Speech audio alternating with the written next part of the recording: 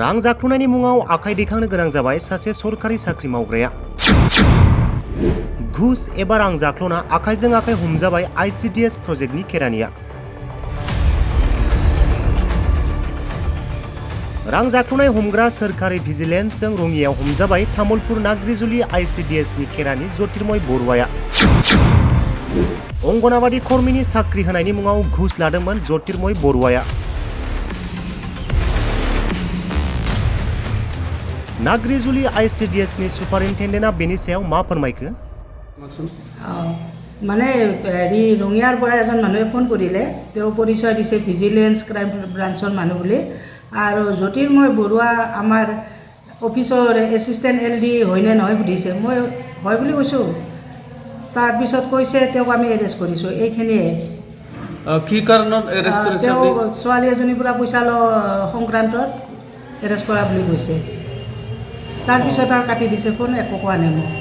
কি কাৰণত ঘুচ লৈছি আপুনি গম পায় নেকি? মই কেনেকৈ ক'ম, মই অফিচত আছোঁ। তেওঁ বাহিৰত ক'ত কি কাম কৰে মই সেইটো নাজানো নহয়।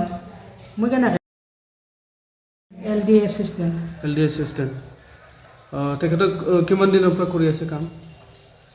তেওঁ 20 চনৰ পৰাই আছে, মোতকৈ আগে আহিছে। মই আহিছোঁ 2021ত আহিছোঁ, 21 জুনত। আগৰ পৰাই আছে ইয়াতে।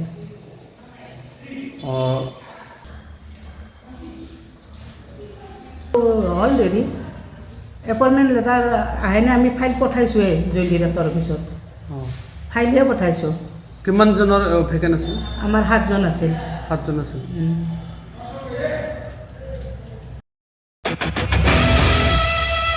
सेरफांगुरियाव बाजाज बाइक लानो गोसो गुदुं सुबुंफोरनि थाखाय गाहाम खौरां।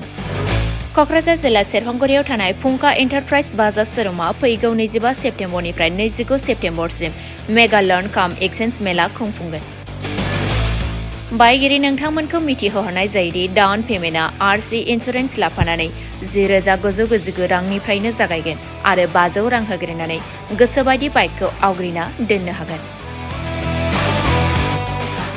नोंथांमोनहा सेरफांगुरियाव थानाय फुंखा एन्टारप्राइज बाजाज शोरुमजों लोगोसे कुसुगाव फेस्टिभ आउटलेट आरो सराइबिल फेस्टिभ आउटलेट ब्रान्च शोरुमावबो खुंफुं जानाय मेगा लर्न काम एक्सचेन्ज मेलायाव फैनानै नोंथांनि लुबैनाय बाजाजनि बाइकखौ लांफैनो हागोन। बाजाजनि बाइक सालायनो मोजां मोनग्रा रायजो राजाफोरनो फुंखा एन्टारप्राइज बाजाज शोरुमा लोगोसे मोजां अफारबो लाबोदों। बेफोरनो जाबाय 5 लिटार पेट्रल फ्रि, गंनै हेलमेट फ्रि, केस होनानै बायगिरिफोरनो 2,000 रां केसबेक हरफिननाय जागोन। आरो मेगा लर्न काम एक्सचेन्ज मेलायाव बाइक बायगिरिफोरनो 1 बोसोरनि थाखाय 12 खेब फ्रि वाशिं होनाय जागोन।